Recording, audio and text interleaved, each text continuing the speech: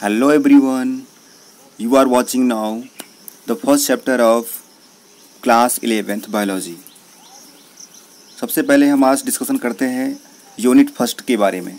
Unit first आपका है diversity in living world.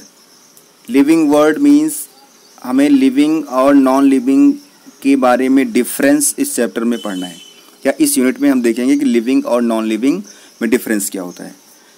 इसके अलावा जब हम लिविंग और नॉन लिविंग में डिफरेंस क्लियर कर लेंगे, आफ्टर देन हमको डाइवर्सिटी के बारे में पढ़ना है। मींस हायर से लोअर ऑर्गेनिज्म कैसे होते हैं, उनमें क्या डिफरेंसेस होते हैं, वो हमें इस यूनिट में या इस चैप्टर में देखना है। आगे बढ़ते हैं। सबसे पहले बताया जा रहा है बायोलॉजी क्या होती है। बायोलॉजी जो होती है वो उसमें हम स्टडी करते हैं life forms and living process. Means biology ये बताती है कि लाइफ कैसे बना और उसमें लिविंग होने के लिए या ज़िंदा रहने के लिए कौन कौन से प्रोसेस हम करते हैं या होना ज़रूरी होता है। आगे बढ़ते हैं। आगे हम देखेंगे इस यूनिट में टोटल 4 चैप्टर्स है। चैप्टर फर्स्ट है द लिविंग वर्ल्ड, सेकेंड है बायोलॉजिकल क्लासिफिकेशन, थर्ड है प्लांट किंगडम एंड फोर्थ है एनिमल किंगडम। ओके, नाउ हम आगे बढ़ते हुए देखेंगे इसके फर्स्ट चैप्टर की तरफ बढ़ते हैं। जब हम फर्स्ट चैप्टर की तरफ बढ़ेंगे तो सबसे पहले हमको एक साइंटिस्ट दिखाई पड़ते हैं। इन साइंटिस्ट का नाम है अर्नेस्ट मेयर। नेम क्या है? अर्नेस्ट मेयर, जो 1904 में इनका बर्थ हुआ था। कहाँ पर? जर्मनी में। और इनकी डेथ हुई थी 2004 में। यहाँ पर इम्पोर्टेंट बात ये समझनी है कि जहाँ पर इनकी फ़ोटो क्यों है या किस लिए हमें इनको पढ़ना है। तो इन्होंने ये एक एवोल्यूशनरी बायोलॉजिस्ट है। एवोल्यूशनरी का मतलब होता है कि जब से लाइफ का ओरिजिन हुआ है तब से लेकर के आज तक क्या चेंजेस हुआ है, इन सब के बारे में जो स्टडी हमको मालूम चलती है उसको हम एवोल्यूशन बोलते हैं। और ऐसे बायोलॉजिस्ट जो एवोल्यूशन के बारे में कुछ बताते हैं हमें, उनको हम एवोल्यूशनरी बायोलॉजिस्ट बोलते हैं। सबसे इंपॉर्टेंट बात है, इनको एक नेम दिया गया है, उसका नेम है the Darwin of the 20th century. जैसे हमको जब आप पढ़ेंगे क्लास 12th में चैप्टर नंबर 7, वहाँ पे एवोल्यूशन है, वहाँ पे डार्विन के बारे में पढ़ाया गया आपको, शायद आपने 10th में ही पढ़ा होगा। उसमें बताया जाता है कि डार्विन ने गैलापागो आइलैंड पे जाते हैं और वहाँ पर उन्हें डार्विन फिंचेस दिखते हैं, तो उन्होंने भी कुछ एवोल्यूशन किया था। तो ऐसे ही कुछ इनका भी रोल था, तो इनको 20th सेंचुरी का डार्विन कहा जाता है। अब हम पढ़ लेते हैं कि उन्होंने किस चीज़ पर रिसर्च किया था। इन्होंने रिसर्च किया ऑर्निथोलॉजी पर, मीन्स पक्षियों पर रिसर्च किया, टैक्सोनॉमी पर, जू जोग्राफी पर, evolution, systematics and history and philosophy of biology पर इन्होंने किया था। ओके, आगे बढ़ते हैं तो हमें पता चलेगा कि इनको बहुत सारे जो है अवार्ड मिले थे, और इनमें से 3 अवार्ड बहुत स्पेशल थे, इसलिए इनको हम ट्रिपल क्राउन, इन्हें इसलिए बोला जाता है ट्रिपल क्राउन ऑफ बायोलॉजी। इनका जो फर्स्ट अवार्ड था वो था बाल्जन प्राइज़, सेकेंड था इंटरनेशनल प्राइज़ फॉर बायोलॉजी जो इनको 1994 में मिला था, और एक था क्रैफोर्ड प्राइज़। इनको 3 स्पेशल प्राइज़ मिली थी, एक बाल्जन प्राइज़, एक इंटरनेशनल प्राइज़ फॉर बायोलॉजी और एक था क्रैफोर्ड प्राइज़। तो इन तीनों को मिला करके ट्रिपल क्राउन ऑफ बायोलॉजी कहा जाता है। और इनका सबसे इम्पोर्टेंट आपने देख ही लिया है, the Darwin of the 20th century भी इन्हें हम कहते हैं। नाउ हम आते हैं चैप्टर नंबर फर्स्ट पर। चैप्टर नंबर फर्स्ट आप देख रहे हैं द लिविंग वर्ल्ड। मीन्स हमें पढ़ना है लिविंग वर्ल्ड के बारे में समझना है। आपको फर्स्ट पैराग्राफ में ये बताया जा रहा है, जब आप फर्स्ट पैराग्राफ देखेंगे तो आपको ये बताया जाएगा कि ये लाइफ कितनी हमें अमेजिंग लगती है। ऐसा क्यों है? क्योंकि हम जहाँ रहते हैं उसके सराउंडिंग में हमको स्मॉलर ऑर्गेनिज्म से लेकर के बड़े ऑर्गेनिज्म तक दिखाई पड़ते हैं, प्लांट दिखाई पड़ता है, डिफरेंट एनिमल्स दिखाई पड़ते हैं। कुछ डेंजरस होते हैं तो कुछ बहुत ही कैसे होते हैं, कुछ ऐसे होते हैं जो देखने में बहुत खूबसूरत होते हैं। इन बहुत सारे उड़ते हुए माइग्रेटिंग बर्ड्स हम देखते हैं, तो दौड़ते हुए हॉर्स हमको दिखाई पड़ते हैं। ओके, तो इस तरीके से हम देखते हैं कि हमारी जो लाइफ है या जो हमारा सराउंडिंग है वो बहुत ही हमें अच्छा लगता है, बहुत ही खूबसूरत दिखाई पड़ता है। बात इसमें ये होती है कि हम लिविंग और नॉन लिविंग में डिफरेंस कैसे क्रिएट कर पाएंगे, लिविंग और नॉन लिविंग में डिफरेंस कैसे क्रिएट कर सकते हैं, कैसे हम कह सकते हैं कि कोई भी ऑर्गेनिज्म जो है वो लिविंग है कि नॉन लिविंग है। तो इसी पॉइंट्स को हम डिस्कस करेंगे इस चैप्टर में आगे। ओके, आगे बढ़ते हैं। पहला पॉइंट है, पहला हेडिंग हमारे पास है what is living. Means living होते क्या है। तो लिविंग में बोलते हैं कि अगर आपको लिविंग पता करना है तो उसमें लिविंग में ग्रोथ हो सकता है, रिप्रोडक्शन होती है, ability to sense environment and suitable response.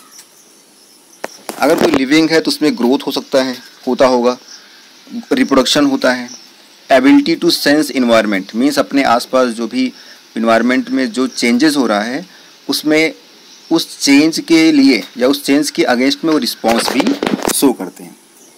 इसके अलावा उसमें मेटाबॉलिज्म हमको देखने को मिलेगा, ability to self replicate, self organise, interact and emergence to this list means living में कुछ स्पेशल क्वालिटीज़ है, ग्रोथ होगा, रिप्रोडक्शन होगी, एबिलिटी टू सेंस इन्वायरमेंट होगा और इन्वायरमेंट से के लिए वो उसके अगेंस्ट में रिस्पॉन्स भी शो करते हैं। मेटाबॉलिज्म हमको देखने को मिलेगा, सेल्फ रिप्लिकेशन की एबिलिटी होती है, सेल्फ ऑर्गेनाइज मीन्स एक जगह इकट्ठे होकर के रह सकने का भी क्वालिटी होता है। सबसे पहला पॉइंट हम शुरू करते हैं, ऑल लिविंग ऑर्गेनिज्म ग्रोज। कोई भी लिविंग ऑर्गेनिज्म होगा, वो स्मॉलर हो या फिर हाइयर हो, उसमें थोड़ा बहुत हमें ग्रोथ हमको दिखाई ज़रूर पड़ता है। और ग्रोथ हम कैसे कंफर्म करते हैं, increase in mass and increase in number of individuals. दो बातें हैं, अगर आपको ग्रोथ चेक करना है तो उसके मास में भी इंक्रीमेंट होना चाहिए और उसके नंबर में भी, नंबर ऑफ इंडिविजुअल में भी कैसा होना चाहिए, ग्रोथ हमको देखने को मिलेगा। ओके, इस ग्रोथ का रीज़न क्या होता है? ग्रोथ का रीज़न होता है सेल डिवीज़न। सपोज जब कोई न्यू बेबी का बॉर्न होता है तो वो धीरे धीरे हम देखते हैं उसकी हाइट बढ़ना शुरू होती है, उसकी साइज़ बढ़ना शुरू होती है। ये साइज़ क्यों बढ़ती है? बिकॉज उसके सेल्स में डिवीज़न होता है, चाहे वो माइटोसिस डिवीज़न हो सकता है, मियोसिस डिवीज़न हो सकता है। तो हम अगर आपसे कोई पूछता है तो आप कह सकते हैं ग्रोथ के लिए सेल डिवीज़न क्या है, रिस्पॉन्सिबल होता है। अब यहाँ पर बात ये देखने वाली है कि कुछ ऐसे ऑर्गेनिज्म होते हैं जहाँ पर पूरे लाइफ टाइम ग्रोथ होता रहता है। अगर हम प्लांट की बात करें तो प्लांट में लाइफ टाइम ग्रोथ होता है, बट एनिमल्स में ग्रोथ लाइफ टाइम नहीं होकर के कुछ सर्टेन टाइम तक ही होता है। यहाँ पर इंपॉर्टेंट बात समझनी है कि प्लांट्स में होल लाइफ, पूरी लाइफ उसमें थोड़ा बहुत ग्रोथ होता ही रहता है, बट एनिमल्स में ऐसा नहीं होता है। एनिमल्स में कुछ फिक्स टाइम तक ही ग्रोथ हमको देखने को मिलता है। ओके, अगर हम बात कर लेते हैं यूनिसेलुलर ऑर्गेनिज्म की बात करते हैं तो वहाँ पर भी हमको सेल डिवीज़न देखने को मिलेगा, बट वो सेल डिवीज़न जो होता है वो सेल डिवीज़न उसमें रिप्रोडक्शन के लिए भी रिस्पॉन्सिबल हो जाता है। ठीक है, कुछ और बातें देखते हैं यहाँ पर। देखिए, ग्रोथ में एक समस्या है, हम आपको थोड़ा समझाना चाहते हैं। जो ग्रोथ वाली प्रॉपर्टी है उसमें एक प्रॉब्लम है। प्रॉब्लम ये है, जब आप इस पैराग्राफ को पढ़ेंगे तो आपको ये मालूम चलेगा कि ग्रोथ तो नॉन लिविंग में भी होता है। सपोज ये कोई आपके पास कोई टेबल है, ठीक है, क्या है ये, टेबल है। तो टेबल अगर आपने आज इसको क्लीन करके छोड़ दिया और आफ्टर 2, 3, 4 ईयर के बाद देखेंगे तो यहाँ पर कुछ ऐसे क्या हो जाएगा, आपको यहाँ पर कुछ डस्ट पार्टिकल दिखाई पड़ेंगे, मीन्स साइज कुछ ऊपर बढ़ जाएगी। कहने का सेंस है उसका मास इंक्रीज हो गया, उसका मास क्या हो गया, इंक्रीज हो गया। बट ध्यान ये दें कि कभी भी जो लिविंग ऑर्गेनिज्म होता है उसमें हम ग्रोथ इनर नहीं चेक करते, इनर चेक करते हैं। मीन्स उसके इनर क्या ग्रोथ हुआ है, क्या चेक करेंगे, उसके इनर ग्रोथ को चेक करेंगे, ना कि उसके आउटर ग्रोथ को। मीन्स ग्रोथ में एक ये हो सकता है कि नॉन लिविंग ऑब्जेक्ट में भी एक्युमुलेशन हो सकता है, एक्युमुलेशन ऑफ डस्ट हो सकता है, एक्युमुलेशन ऑफ डिफरेंट पार्टिकल्स हो सकता है, बट वो ग्रोथ नहीं होगा। वो क्या होगा, वो ग्रोथ नहीं होगा। वो ग्रोथ तभी हम मानेंगे जब किसी ऑब्जेक्ट के या किसी ऑर्गेनिज्म के इनर बॉडी के अंदर ग्रोथ होता है, तब उसको मानते हैं। इस तरीके से हम कह सकते हैं कि ग्रोथ क्या है, एक लिविंग प्रॉपर्टी हो जाती है। सेकंड आते हैं रिप्रोडक्शन पे। सेकंड क्या है, रिप्रोडक्शन। हमें सबको पता है रिप्रोडक्शन क्या होता है। रिप्रोडक्शन एक ऐसा बायोलॉजिकल प्रोसेस है जिससे ऑर्गेनिज्म क्या करते हैं, अपनी कंटिन्यूटी ऑफ जनरेशन को मेंटेन करते हैं। क्या करेंगे, कंटिन्यूटी ऑफ जनरेशन को मेंटेन करेंगे। Nearly all organism do this process, means वो रिप्रोडक्शन को शो करते ही हैं। चाहे वो आप यहाँ पर ध्यान देंगे, ध्यान से पढ़ेंगे तो आपको मिलेगा फंगी। फंगी क्या करता है, वो भी मल्टीप्लाई करेगा और स्प्लिट करेगा जिससे क्या होगा, उसमें मिलियंस ऑफ एसेक्सुअल स्पोर्ट्स का क्या होगा, फॉर्मेशन होगा और उनके नंबर बढ़ते चले जाएंगे। तो हम बहुत सिंपली बोल सकते हैं कि कोई भी लिविंग ऑर्गेनिज्म होगा तो उसमें रिप्रोडक्शन जरूर होता है या रिप्रोडक्शन नेसेसरी होता है। आप ध्यान से देखिए, यहाँ पर एक दिया हुआ है प्लानेरिया में भी क्या होता है, रिप्रोडक्शन होगा और उस रिप्रोडक्शन का मेथड क्या है, रीजनरेशन मेथड है। क्या है, रीजनरेशन। आपने पहले भी पढ़ रखा होगा कि रिप्रोडक्शन में दो टाइप होता है, एक होता है एसेक्सुअल रिप्रोडक्शन और दूसरा होता है सेक्सुअल रिप्रोडक्शन होगा। ओके, तो पहला आपने देख लिया कि फर्स्ट जो था वो लिविंग, अगर किसी को लिविंग ऑर्गेनिज्म पता करना है तो हम पहले देखते हैं कि क्या वो ग्रोथ कर रहा है कि नहीं कर रहा है। अगर ग्रोथ कर रहा है तो ग्रोथ कैसा होना चाहिए, इनर ग्रोथ होना चाहिए, आउटर ग्रोथ को हम काउंट नहीं करते हैं। और ग्रोथ के लिए रिस्पॉन्सिबल क्या होगा, सेल डिवीजन रिस्पॉन्सिबल होता है। सेकंड पॉइंट हम देख रहे हैं कि सेकंड पॉइंट हमने देखा रिप्रोडक्शन हम जानते हैं ये एसेक्सुअल या सेक्सुअल टाइप का हो सकता है। डिफरेंट ऑर्गेनिज्म में डिफरेंट टाइप के रिप्रोडक्शन देखने को मिलते हैं। ओके, इसके बाद हमको ये देखना है, एक और इम्पोर्टेंट बात है, जैसे हमने आपको बताया कि कभी कभी नॉन लिविंग ऑर्गेनिज्म भी, जो नॉन लिविंग ऑब्जेक्ट हैं उसमें भी ग्रोथ शो होता है।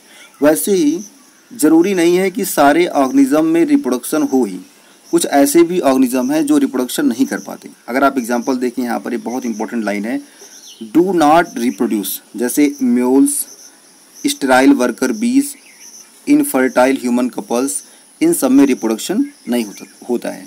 इस तरीके से हम कह सकते हैं कि reproduction also can not be an inclusive defining characteristics of living organism. Okay, क्या बोल सकते हैं, जैसे हमने ग्रोथ को पूरी तरीके से देखा कि सब में ग्रोथ हो सके, होता सब में है, लेकिन कुछ केस में ग्रोथ नहीं भी होता है, वैसे ही कुछ केस में रिप्रोडक्शन भी नहीं होता। अगली प्रॉपर्टी देखते हैं, वो है मेटाबॉलिज्म। मेटाबॉलिज्म क्या होता है, मेटाबॉलिज्म बोल सकते हैं all the chemical reactions which occurs in our body, या बोल सकते हैं all the reactions which occurs in our body. आप ध्यान से पढ़े होंगे तो मालूम चलेगा कि मेटाबॉलिज्म दो टाइप का होता है, एक होता है एनाबॉलिज्म, एक क्या है, एनाबॉलिज्म है, और सेकंड आपको पढ़ने को मिलेगा कैटाबॉलिज्म। सेकंड क्या है, सेकंड आपको मिलेगा कैटाबॉलिज्म। तो सिंपल सी बात है, अगर कोई भी लिविंग ऑर्गेनिज्म होगा तो उसमें एनाबॉलिज्म और कैटाबॉलिज्म दोनों प्रोसेस आपको देखने को मिलेगा। ओके, आप देख सकते हैं यहाँ पर लिखा हुआ है all living organisms are made of chemicals, these chemicals small and big belonging to various classes, size and functions. तो इसमें आप देखेंगे कि मेटाबॉलिक रिएक्शंस लिविंग ऑर्गेनिज्म में मस्ट है, ज़रूरी होती है। ठीक है, आगे बढ़ते हैं। आगे आपको देखने को मिलेगा, यहाँ पर एक लाइन देखेंगे, the sum total of all the chemical reactions occurring in our body is metabolism. यहाँ पर एक पॉइंट और देखिए, no non living object exhibit metabolism. इसका मतलब एक बात तो क्लियर है कि ग्रोथ और रिप्रोडक्शन जनरली सभी लिविंग ऑर्गेनिज्म में होता है, बट किसी किसी केस में वो नहीं भी हो सकता है, बट मेटाबॉलिज्म मस्ट है, मतलब मेटाबॉलिज्म होना मस्ट है, मेटाबॉलिज्म जरूर होगा अगर कोई लिविंग ऑर्गेनिज्म है तो। इसीलिए मेटाबॉलिज्म को क्या बोला जा रहा है, मेटाबॉलिज्म को क्या कहते हैं हम, मेटाबॉलिज्म को हम बोलते हैं डिफाइनिंग फीचर। क्या कहते हैं, डिफाइनिंग फीचर। अगर आपने ध्यान दिया हो तो ग्रोथ और रिप्रोडक्शन को हम डिफाइनिंग फीचर नहीं बोल रहे थे, उसे हम कैरेक्टरिस्टिक प्रॉपर्टी बोल रहे थे या कैरेक्टरिस्टिक फीचर बोलते हैं। बट जो आपका मेटाबॉलिज्म होगा वो क्या होगा, वो डिफाइनिंग फीचर होता है। उसी तरीके से सेलुलर ऑर्गेनाइजेशन, ये भी कैसा है, ये भी डिफाइनिंग फीचर है। Cellular organisation and metabolism is defining feature of living organism. Okay, अब आगे बढ़ेंगे तो इस पैराग्राफ में आपको देखने को मिलेगा कि एक पॉइंट है कॉन्शसनेस। एक पॉइंट क्या है, कॉन्शसनेस है। कॉन्शसनेस का मीन्स होता है कि ability to respond the environment. Suppose आपको ठंड लग रही है तो आप क्या करते हैं, चादर ओढ़ते हैं। अगर आपको गर्मी लगती है तो क्या करेंगे, आप प्रयास करते हैं कि हम किसी ठंडी जगहों पे जाने का प्रयास आप करेंगे। सेम थिंग यहाँ पर भी होगा।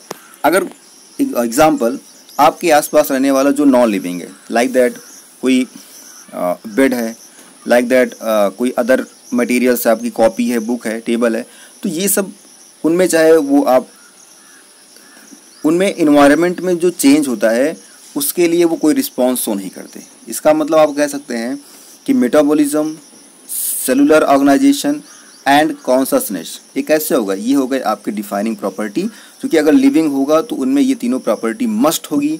बट रिप्रोडक्शन और ग्रोथ जो होता है ये प्रॉपर्टी पाई जाती है, बट ये मस्ट प्रॉपर्टी नहीं है। ओके, इन चीज़ों को आपको ध्यान देना है।